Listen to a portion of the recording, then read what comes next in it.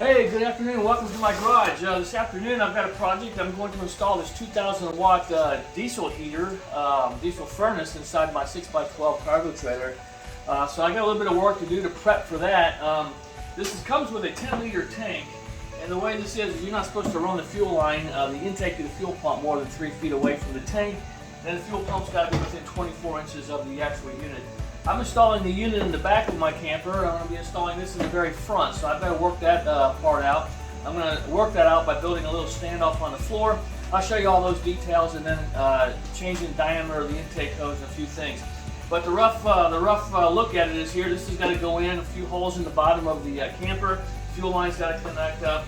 Got the fuel pump, the controller, and all this hardware. So I'm going to take you with me as I install this. I'll try to explain things as I go. So let's get at it.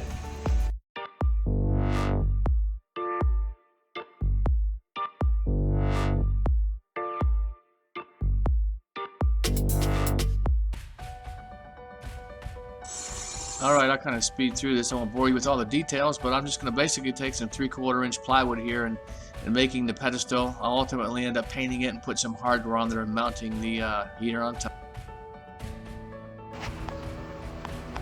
Okay. I got some more of the hardware mounted up here. You can see that if you look up under here, I've got the fuel hose hooked up, and this is the way they say to do it with this bigger hose and the rigid stuff here. It goes down to the fuel pump, and I got the fuel pump plugged in. Got the wires routed up here and cleaned up around the back.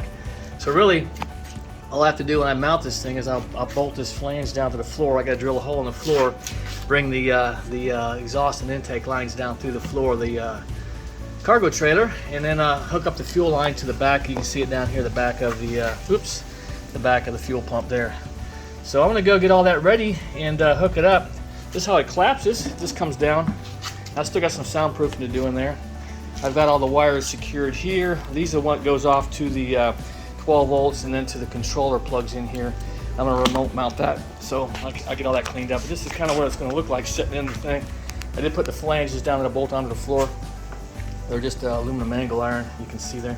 In any case, that's kind of how I'm going to do it. So we'll hook it all up and we'll see how it works. All right, I really just have to cut the hole in the floor and then bolt this thing down with the flange and literally hook up the wires and the exhaust pipe. So let's see how it goes.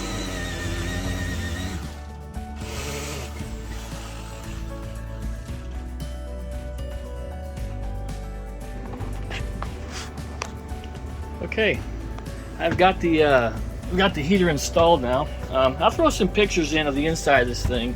I'm not going to open it up now. It's cranking and I'd have to loosen up the exhaust. This is how I mounted it. It's sitting on this box here. There's latches in the front. Draw it down tight against the seal. I did buy a CO2 detector, and I'd recommend anybody that has one of these put one in there where they sleep, just to make sure I don't have any issues. But I think I sealed it up pretty well. It sits up on this pedestal. It's on low right now. I had it set at it's 28 degrees C outside, and I set it at 30, and it is controlling just fine. It's hot in here though. But anyway, I'm going to shut up here just for a second and see if you can hear this pump. Probably can't detect that. I mean, you can't even hear that in here, so this box did its job there. In any case, so that's what it looks like on the floor. Kind of looking down at it. And I mounted the controller up here on the wall. And you can see it. I've got it, that's the temperature inside. That's the voltage to the glow plug. Error codes, no error codes. That's the time in military, 24-hour clock time. So it's 2:46.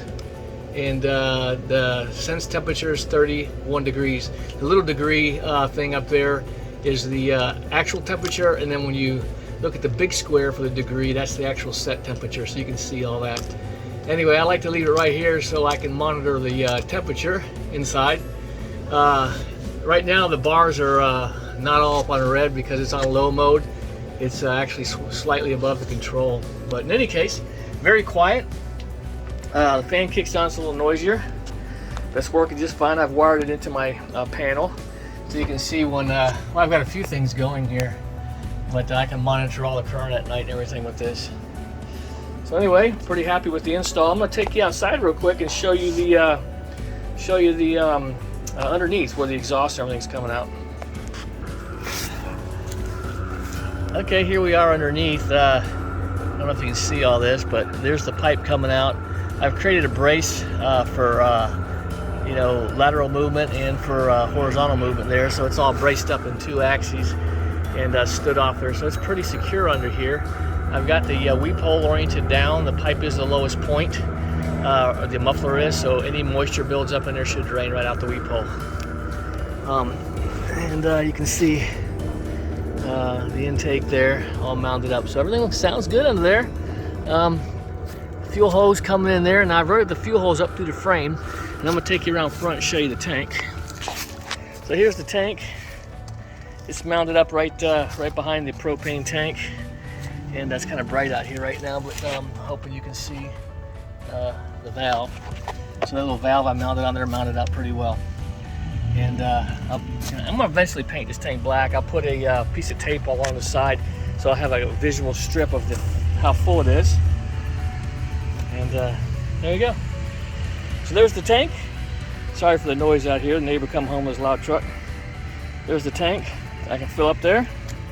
And it seems to be running just fine. So, I guess I'll end this video here. I'd encourage you to like and subscribe.